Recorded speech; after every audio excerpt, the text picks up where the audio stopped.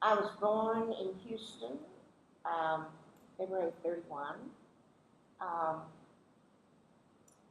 and then my sister was born at 18 months later. Okay, Marilyn. Marilyn,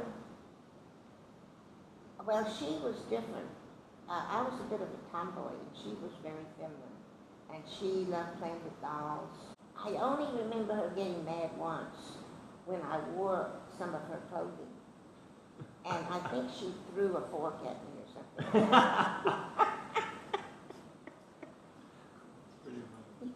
But anyway, we got along fine. We slept together. We got along fine. And it ended up that she was the feminine one, had 4 boys, and I was the tomboy and I had 3 girls. Yeah. I think life plays funny jokes on you. I liked it. But Marilyn, then she finished high school and went to Smith for a couple of years. I came back to the University of Texas and married Fred when he was just starting med school. And he must have done some internship out in San Francisco, but I remember visiting him there. But she worked while he was finishing his medical school. And for a while, when he was going to school in Galveston, I think, she worked for a plastic surgeon and as a secretary, and apparently some of the patients that wanted a nose job would come in and say, "We want a nose like hers." The only time Dad ever spanked me was when he was spanking Brother and I tried to separate it. So I got one too. The other thing that I just shows you the character. We used to occasionally get a whipping or something for doing something wrong. On the back of your On the leg or something. And when Marilyn got a whipping, she cried right away, so she didn't get much whipping. But I wouldn't cry. I just wasn't going to let it show. So I got much more hitting than she got. That was done. What was it like growing up in Houston? Well, it was fun. I was just thinking, what a wonderful, because we lived on Garrett Street, and I used to walk to school, which wasn't all that close. And we had a neighborhood of children we played with, Annie Laurie Ogilvy and Janie Curran, and the All Red Boys. And then there was another family, I can't remember their last name, there were 3 boys. One of them had TV, and Mother and Dad weren't real keen on us playing with it, but we did. But we were just free and easy. I remember one of the fun things we did was jump from roof to roof on the garages. And then we had across the back of us, I forget the last name, a family moved in, and she was very good with making up plays. And so she used to make up plays, and we acted it out in the backyard. My brother was 3 years older, and I adored him, but we fought a lot. We had fun fighting. Mother said that when we drove up to Hearn, that if she put Merlin in the middle, it was very peaceful. But if Brother and I sat side by side, it wasn't. And I remember we used to always, okay, this is a line. Anyway, but he was such fun. And he was a really sweet man, too. He was a doctor in Houston, and he had a good practice there. But his wife decided to move to Utah, so he commuted for a while, and then he went to Utah and established practice there. And I think they were there about 10 years or so. They went up there because of the Mormon religion, because their son joined the Mormon religion. And Brother did too. But then Sally decided she wanted to go to California, and so Brother quit practicing. He quit practicing pretty early. It was too bad because he loved medicine. But anyway, he said he was determined that his marriage was going to last. I think he loved Sally.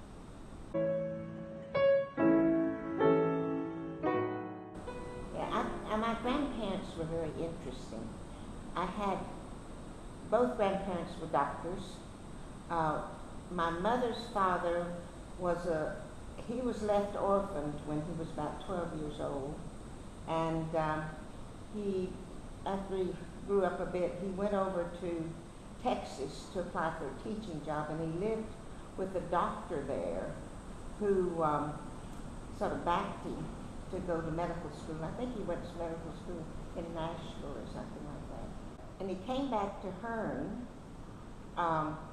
He later on was offered a position with a very famous clinic in New York, but he didn't want to go. He stayed in Hearn. And he was on the church, board of the church. He helped start a bank. He was also on the school board. He was the youngest, at that time, the youngest president of the Texas Medical Association. He was a very outstanding man, but he lived in this small town, and his assistant was a black woman. And there's some stories about that. One is, they used to go, I guess, by horseback out into the country and look after people. And one day this man had appendicitis, and I remember they had to operate on him on the kitchen table. And he was very skillful at surgery, he was. And then he had a cousin who had a club foot, and they had a procedure up in Chicago or something for treating club foot. So he went up and learned about that, came back. And the procedure was they took a brick and broke the bones of the foot and reset them. And it was successful. His name was Helen Cummings. And he was from Alabama originally. His father was shot 3 times, and his mother died of cancer. My grandmother, his wife, was one of the most fun people that ever lived on this earth. She just was delightful. She was, I don't know, you just loved being around her. She was affectionate, she was fun. Particularly with children. We all had such a good time with them. We used to spend a month with them every summer. The other grandfather was, I think, the son of a Methodist minister, and raised in Georgetown, Byron Graves. He went to study under and lived with a Dr. Gent. And Dr. Gent, I might have got mixed up on this, but Dr. Gent supported him to go through medical school. And I think he wanted to pay Dr. Gent back, but he wouldn't take it. But he married Dr. Gent's daughter, my grandmother. And he apparently picked her out very early, and they were engaged for 4 years. And anyway, he worked at one time as head of the asylum in San Antonio, and then he went to Galveston and became head of medicine at the Texas Medical School. But anyway, he was a very polished gentleman, and a very well-read gentleman, and a genius, I think. He used to remember passages in books and things. He just had amazing memory. And he used to give talks, and I remember there was a story about him getting up to make a speech one time, and he had a 10-minute standing ovation before he started. It was very popular. About his wife. Now, she was a much more formal person, but I think she was very smart. She went to some school in maybe Kentucky, one of those places, and she topped her year and that sort of thing. And she was quite a leader. She helped start the Bluebird Circle in Houston, which is a charity that helps the hospital. And anyway, they lived in Galveston for a while, where he was at the medical school, and then moved to Houston. Anyway, we used to go there every Sunday for formal Sunday lunch after church. And I remember they had this long table, one sat at one end, one sat at the other, and she would say, "Now, Marvin, don't feed the dog at the table." Because grandfather would slip the little dogs and stuff under the table. Anyway, they lived in a nice big house in Houston. We did stay there, I think, for a short time after we came back. Dad went away in the war to serve in the Pacific, and we stayed with them for a while. And so grandfather had a chauffeur, and Leonard was his name. We all liked Leonard. And so when we were staying with them, I went to Montrose School, which is a bit of a distance away, and Leonard would take me to school, but I'd make him let me out a couple of blocks before we got to school, so nobody would see me drive up in a chauffeur car. I didn't want that. And Dad was quite good at football. And he was captain of the Texas football team, I think. His name? And he loved sport. He also ran he competed running when he was in high school. And I know he told a story about one race where there were only two of them. So he said he ran and then he sat and rested a while. And then he took off and ran as fast as he could to the end where everybody was. But he said he knew he would come in second, so it didn't matter. His name was Edwin Gentry. Anyway, let's think about that. He was a lot of fun, but I thought he was a wise man.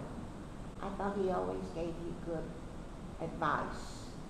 And one of the things he used to say, not that I know that he practiced it, was moderation in all things. That was one thing he used to say. He went to Harvard Med and studied medicine, and then came back and did internship in mainly heart. And he started the electrocardiogram department at the Methodist Hospital in Houston. Well, Mother was born in Hearn, and one of 5. They actually had 7 children, but lost 2. And she was just basically a very, very sweet woman. I mean, she was, I don't remember, well, I guess did get mad occasionally, but she just was a very sweet-natured woman. And she was very feminine. And she was very beautiful. And she was on the beauty page at University of Texas at one time. Or maybe, no, she went to SMU. I guess it was SMU. But she didn't finish university. But she did get out and she went teaching in, I think, Smithfield for a while. And then she was being wooed by several boys. And Dad, I think, connected with her at one of the medical conventions, started taking her out. And the story was that she had a date with, I think, John Cochran in Houston. But Dad took her out that afternoon, and he never brought her home to go on her own date. That's pretty good. Anyway, she was very happy in a domestic setting. She liked cooking, and she liked sewing. She was very wonderful at sewing. She used to make a lot of our dresses, formal dresses. And she loved family. That was her main focus. So I don't think Mom was particularly ambitious socially or any of that sort of thing. Yeah, I went to Sweetbriar for 1 year, and I had a lovely roommate that I kept friends with her for a long time. And it was a rural college, women's college, and I liked it. That I took 2 languages that first term, and I had the final exams of both on the same day. So I got terribly mixed up on the languages. So after that, I decided maybe I wasn't made for the diplomatic corps, maybe, I don't know. But then my friends who'd gone away for a year, they went to Mount Vernon. We're going back to Texas, so I decided to go back to Texas. I roomed with a really good friend in Houston in a boarding house the first year. And then I moved into the sorority house the second year. And I guess I did okay. I majored in political science, and when I finished, my grandfather in Houston always had riddles for us. And when I finished my degree, he said, "Now, Helen, now that you've studied government, tell me what is good government." And so I said, in one question, he destroyed 4 years of learning. There's no answer. I said, the closest I can come is benevolent dictatorship.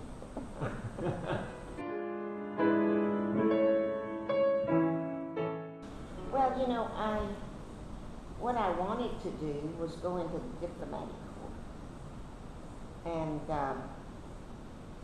because I thought that would be fun and exciting. And I wanted to travel. I also wanted to be the first woman in Tibet, white woman in Tibet. I really wanted to explore and have adventure.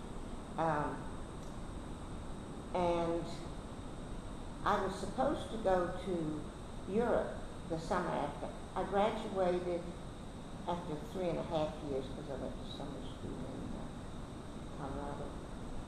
And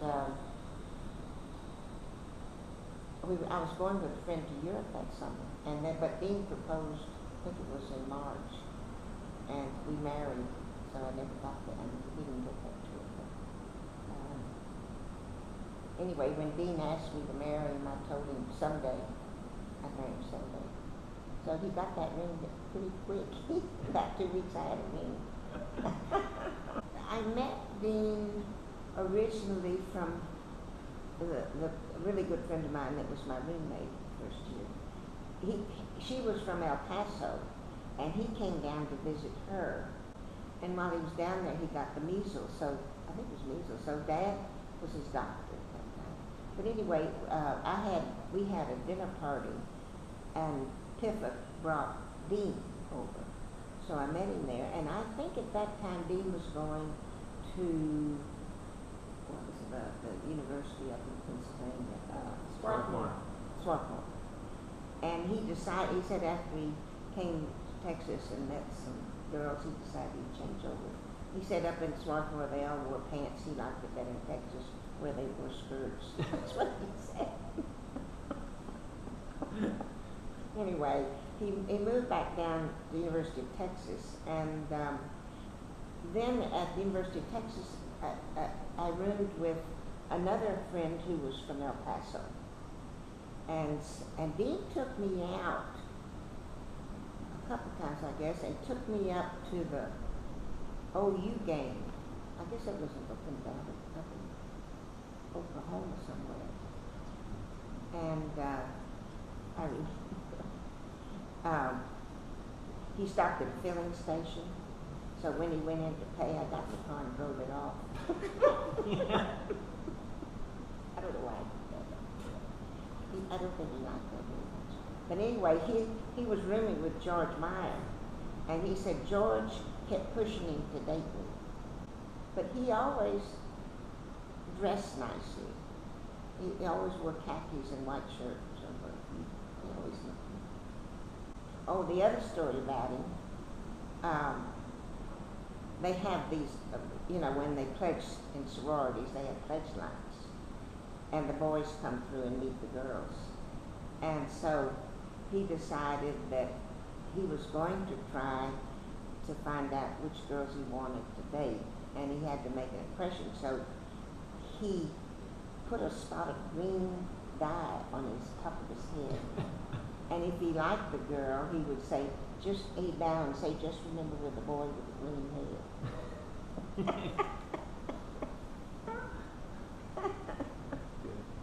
He had his own approach to things. Anyway, then he was in love with two of us at the same time. And he didn't know which one to pick. So one thing he did was he devised some tests. He got this book of comics and things, and to see what we laughed at.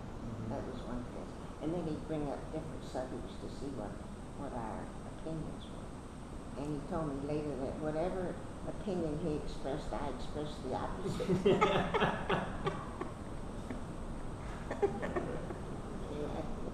But he said he would only go out during the week with the girls because on the weekend you could stay out later, and he didn't want to stay out later. On the weekends you had to get him in about 10:30. I mean during the week.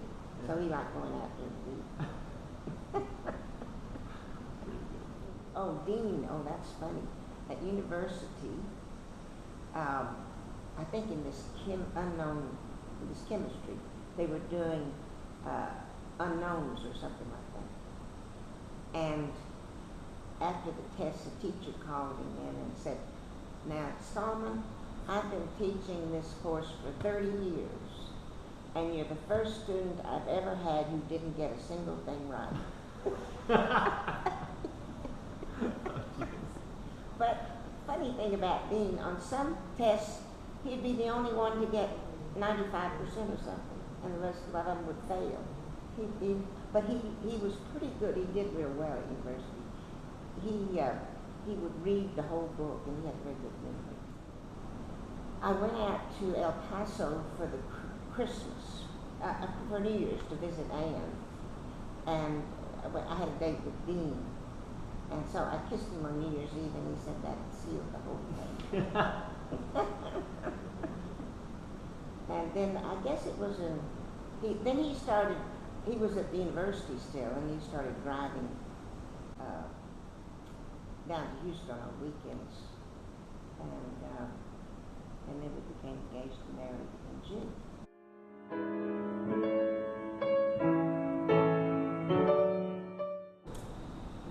1952.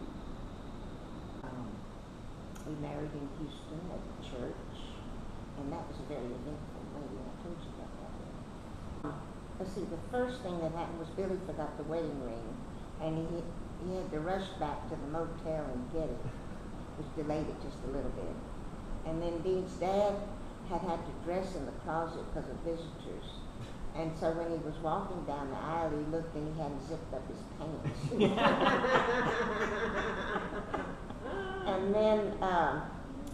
And then when Dean was putting the ring on my finger, he couldn't get it on. So then he stood back and he pushed at it, and everybody laughed at that. And then at the reception, my veil caught on fire, and the photographer fortunately threw his coat over me and put it down. Just lucky.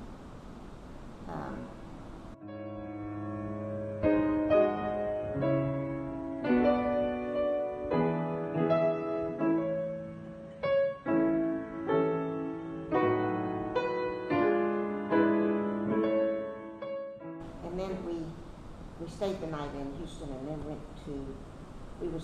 went out to San Francisco for a couple of nights, I think. And then we were to take a cruise to Hawaii, but there was a strike on boats, so we flew. But we had a really interesting time, too, because P.F., his aunt, I think, lived in Hawaii, and he had a cousin, George Moody, there. George Moody had the finest jewelry store there. And so they asked us out, and also his mother, who, they were from the early missionary families, and she asked us out to dinner, I remember, and she Japanese cook that boned a turkey or something. And then I guess through them we met Mr. Shipman on the Big Island, and he asked us to come for coffee at his place. He was the Hawaiian sub-chief of the Hawaiian people at that time. And he had 3 houses at different altitudes because he loved to grow different things, and he had a lot of orchids. P.F. was Dad's first cousin, and P.F. was very, very artistic. And I remember when P.F. Was still living when I was building this house, and I said, P.F., should I have a decorator? And P.F. said, he thought about it, he said, well, yes, get a decorator, but if the house looks like a decorator did it, get rid of it. And I know what he means. But the decorator here was Patrick's sister-in-law. Patrick had a sister-in-law, and she's top-notch. And she had top-notch things, but she wasn't. And then when we wanted to build a house, I interviewed quite a few architects, some of them quite well known up the North Coast. And we heard from Anna Middleton about David Messenger here, because I guess through her daughter or something, she grew up. And I interviewed him, and I liked him best because I thought David will build a house I want, not the house he wants. Whereas these other famous architects, they want to make their own statement. And I didn't. Tell us about Ian Stahmann Sr., Ian's father. Yes, he was a very interesting character. He was very impressive. He could do anything, and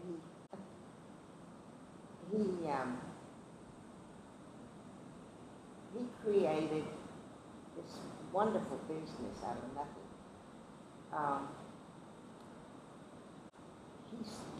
He didn't finish university, he studied mining engineering, I think, but he was called home. And his father died when Mr. Stahmann was pretty young. And so he had to take over. And in the early days, they had 2 farms. They had one south of El Paso and one north of El Paso. So he went down to the southern farm to look after about 10 in the morning, and in the afternoon he came up with the other one. And I think he eventually got an ulcer, and maybe that's what decided him to sell the southern farm.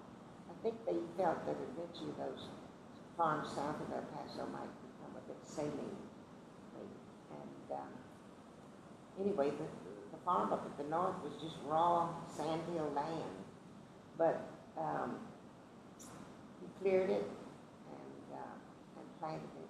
And then later on, they transferred soil from one place to the other. It was another thing. The bean was there. They were moving and changing the soil a bit. But he was the first one to plant pecans in the valley. He had all kinds of things. I think he started out with, he had cotton. He was a cotton breeder. He had a lot of cotton. And he had sheep once, I think. And then he planted the trees, and then he decided to go in for geese for the fertilizer. And so it became a big production of geese there. And what he did is he hatched the geese, the goslings, and sell them to farmers to weed their cotton. And then he'd buy them back and fatten them and send them to market. And then when weedicides came in, he decided he'd go out of business because he wasn't making a lot of money, because Armour wasn't paying him that much. And then when he was closing it down, they begged him to stay in it, that they'd give him more money. But then he went into the chicken business to get the manure. And he was pretty big in that for a while. But then he sold that off too. So he was interesting in that when he did something, he did it from beginning to end.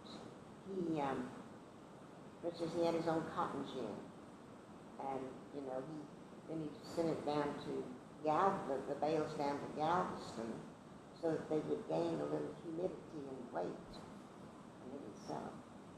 And then when he went into the goose business, he had the hatchery, he had the killing plant, he had everything.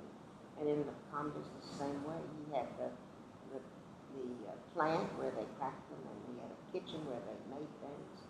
He did it. And he had a store there for the people on the place. Because in the beginning, they didn't have automobiles. And he was very good to his employees. He set up a profit-sharing fund and a pension, too, I think. And then he provided housing for them. Anyway, he had a very loyal workforce there.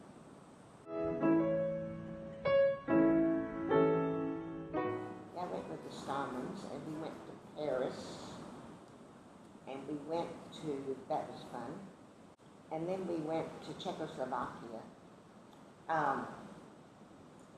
And when we went, I think it was in Paris maybe, I went in to the lounge there, and I thought they'd announced flights, but they didn't.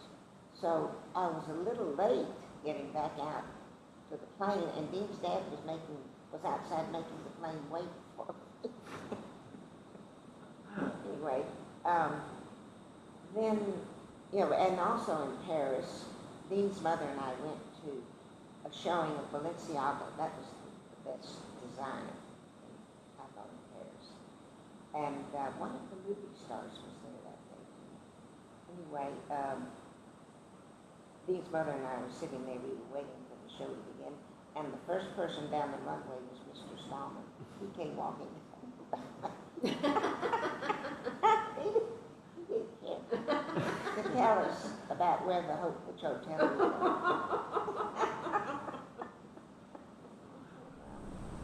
And then I went on home, and when I got home, the little plane met me in El Paso and flew me back to the farm. Mm-hmm. And when we landed, Dean had a little band there, and he had a red rug that he rolled out this rug for me. And I got off the plane, and the little band was playing, "How Are You Going to Keep Them Down on the Farm After They've Seen Paris?" There's a song like that.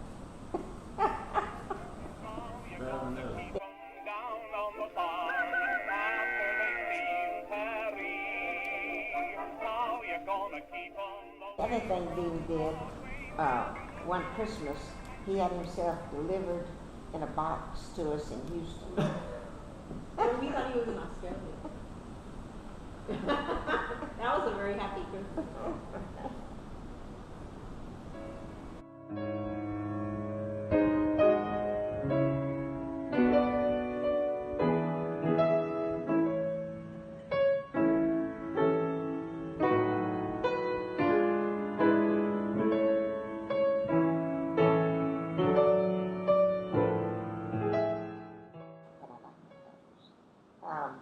They're all quite different, I think.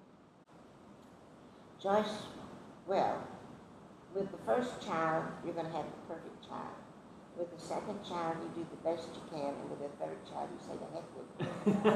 So when Joyce came along, she, but she read when she was 3, and I don't know, we pushed her a bit, maybe. But anyway, but she performed. And then Julia came along, and I did teach her to read before she went to school, but I thought reading was terribly important. And then when Shirley came along, I didn't bother. And she wasn't such a big reader as the other two. Both of you and Julia were readers. And Dean used to tell Julia, you've got to start living life, not vicariously through books. He used to tell her that.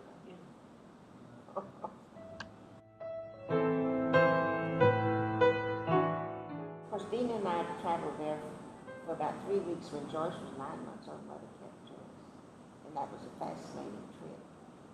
We went to Peru. Dad had gone to at Harvard with a doctor from Lima, and we met that family there, that it hit the son. And that's right, we flew to Iquitos, which is at something after Amazon. Yeah. And we hired a little boat to take us down the Amazon. And I remember we were going, it was a little motorboat, this fella. And the first night we spent with some of his relatives on the river there, just on a bamboo platform almost. And I remember the early morning calls from the jungle and all. And the fellow that took us out in the boat, and I think he had a friend with him, in the middle of the night they went and jumped in the river, I think to get rid of mosquitoes or something, because I guess they didn't have a net.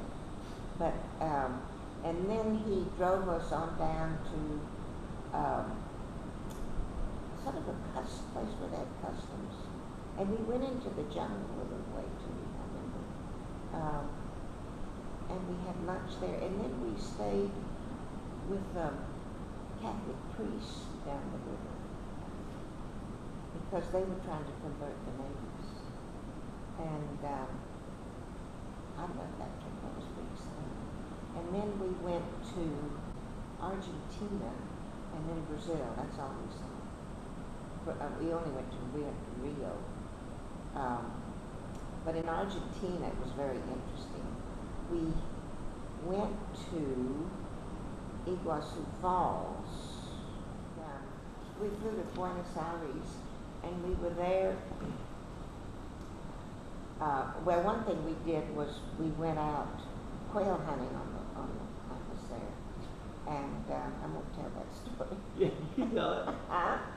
Well, we had a female guide. She was very nice, and then we got this gaucho to take us out on a wagon drawn by horses, and Dean sat up with the gaucho, and I sat back with her.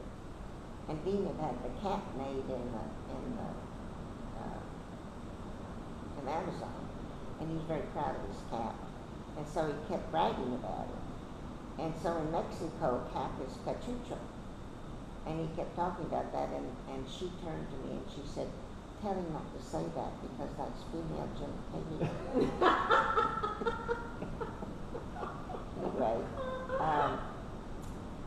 so well, we had nice. That was a nice. What about when you got dressed up? Well, I was going to say that was another. I got sick there, but we wanted to go to the opera. But it was at the time when Perón had first been replaced by an elected president, and it was the time of the inauguration of the president. And the opera, they were having an opera in honor of the new regime. And so, anyway, Dean apparently went down to I guess he called and they said, well, it's booked out or something.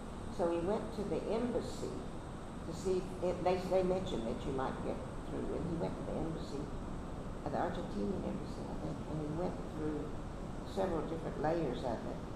And he got to somebody, I guess, fairly up.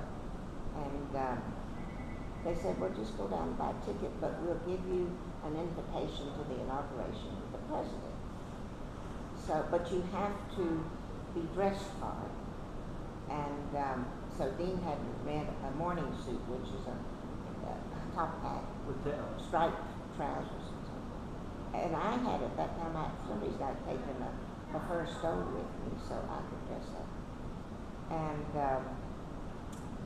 so we got to the square, which was packed with people, and got out of the taxi. And people, because of the way we were dressed, started partying for us. And they partied, and then the cavalry on horseback put their swords above our head as we walked into the church.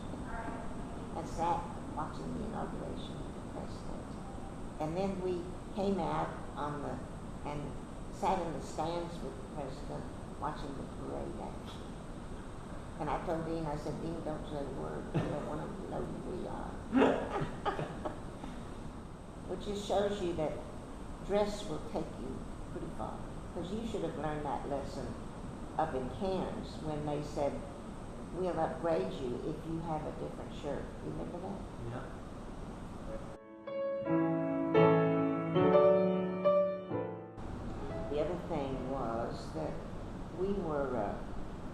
family of all girls, and the schools were girl schools, and Dean was away a lot, and I felt these girls were growing up without knowing anything about boys. They, but I shouldn't have emphasized education. But I thought, well, I read that Aristotle went away when he was 14. So I thought, well, if Aristotle can do it, Joyce can do it. That's funny. Then, okay, Julia. Julia was very mature as a child, I thought. She had some, I don't know, I just thought she had a maturity to her that was unusual in children. I guess Julia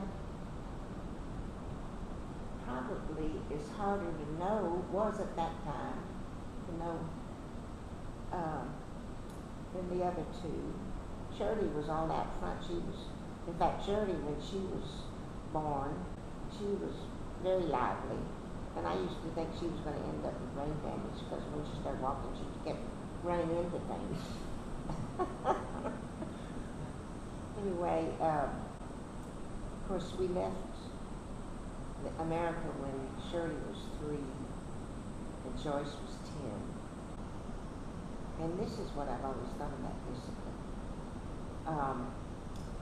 You want them to become independent in their thinking, but you want to keep them out of danger and keep them sort of focused on the right things of life if you can, rather than the what I would say, the pitfalls of life. And I think we did pretty well. When we lived in New Mexico, we went on lots of picnics. We went to Mexico. We went to Juarez. And they had wonderful Mexican help that taught them the language. Actually, life over there was really good. I had a terrible time. I really thought when we left and the plane up on the mesa was going to fly us off, I thought I died. I did feel that I died. But anyway, it did work out eventually. So what is it about New Mexico that you love so much? Well, I love the people. I love the Mexican influence. I love their music. I like I just like them. And I had some really good friends, and I liked the landscape. We used to go up on the mesa a lot. Dean and I, in the early days, would hunt along those black rocks at the mesa. And we'd go to the mountains, and we'd go skiing up at Taos every other week. It's winter. I really like New Mexico. I still like it. Still one of my favorite parts of the U.S.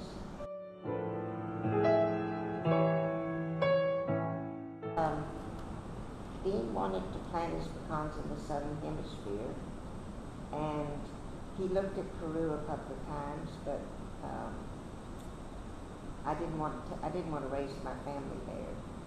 So in Europe, we met these people from Australia, and they suggested we come look at Australia.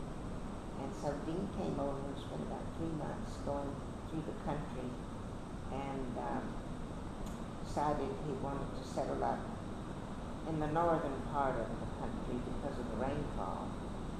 And so, when he drove into Toowoomba, he decided this is where I'm going to put my family. And so, when we came, we really came directly to Toowoomba. Because Dean had picked that out because he thought he was going to buy land in the Brisbane Valley. And then when he started inquiring, he couldn't get what he wanted. But he bought the little farm not too far away to plant the nursery. And anyway, it was a long process getting established. He had to bring over the budwood and graft it and put it through quarantine. And he came in 65. I guess he bought the farm in maybe 67. I'm not sure. Well, they had celebrated 50 years this year, so anyway, that may have been something else he established for the business or something. But he bought the farm, I think about 67. And he had to buy the farm in 3 different land sections. He bought from Colony Monroe, the main part of the farm, and then he bought from Dunbar, I think was his name, this middle, and Dunbar was a bit of a crook, but anyway. And then he bought the last part, I forget the name, but anyway, the first 2 people were very difficult to deal with, but the last one was very easy. So he put together, I think, 2,400 acres of land there. And he researched all over the country to see where the best soil was. And that was, of course, right at the edge of a bend in the river, so it was pretty good river soil.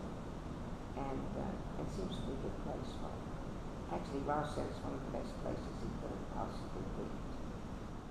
Through Jack Farr, who was a friend who was a water engineer, they went down to Canberra, and Dean got these special water rights, which have been wonderful because they're preferential water rights, so that when the river's low, after the town gets it, he gets it before the other farms do. So that was lucky. And then they put that dam in above him right after he bought the farm too. So in those early days, he went to the farm during the week and came home for weekends. And then when he got the plane, he'd come home midweek for a night. Of course, when the farm got going, and Dean built the plant in Toowoomba, that was rather nice because then he was home probably more. Who were your friends in Australia?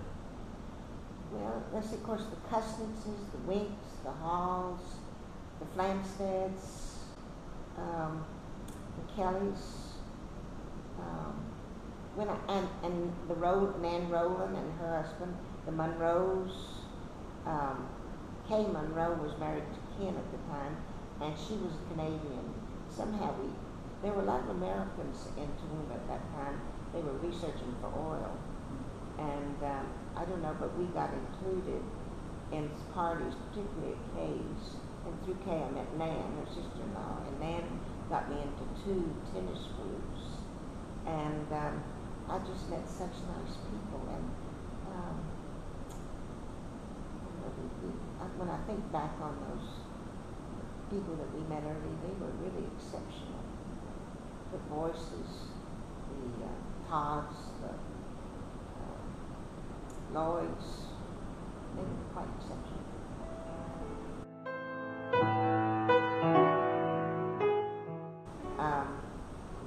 Miss Harrell, she used to tell me she wouldn't work for me unless I had dogs. And Miss Harrell, well, Maria that worked for me in New Mexico, came to me out of Mexico, was a superb cook, a lovely woman. And she worked for a little while, and then she came and she said, look, I don't need a day off a week. Why don't I just take a day off every 2 weeks? So that was marvelous. And then Miss Harrell never took a time off, never. Except for 1 week, she wanted to see snow. So she got on a bus and went down to the snowy to see snow. And even when she had cancer, she came, I said, Miss Harrell, don't worry about coming, but she'd come and do what she could do. She was a wonderful woman. She was very loyal, faithful, and she, at the time I had a cook, Miss French, and so Miss French decided she was going to get married, and Miss Harrell said, well, why do you want to get married? And Miss French said, well, for companionship. And Miss Harrell said, well, dogs are like that tonight. Well, I feel that my life is is divided into which dogs I owned at what time. And of course, when I came to Australia, I went to, well, we couldn't own dogs in the States because of the poultry. And so when I came here, I went to the beauty salon, and someone had a little Silky. And so that Christmas, I went and got a Silky for Christmas. And Marco. And he was a great dog. That was my dog. Yeah. Marco went on an airplane and on a boat. He didn't go on a train. And on a bicycle, he went on my bicycle. Yeah. He was a lovely dog, but he got killed by greyhounds. And after that happened, I really was depressed for a long time. But then, I think, was it Judy that came? Anyway, they decided I should, and I got two dogs. I got Pedro and Nubbin. And Pedro was a wonderful dog. Nubbin had apparently been dropped on his head when he was little, and there was something wrong with him. Anyway, we did have to eventually put him down. But Pedro, I think I had him till he was about 14 or so. And then he had 3 litters. And once I had 5 dogs. When Paco was killed, which was a tragedy in my life, after a while Judy decided we need another dog, so we went to Ipswich, and this woman who had Westies had a breeding dog that she was going to sell off. And so we went down and looked at it, and we got saved. But I don't like that woman. No. So now I have the 2, and Shine is 18. I hope and he seems to be okay. Pretty good. Anyway, but I think they're my last dogs.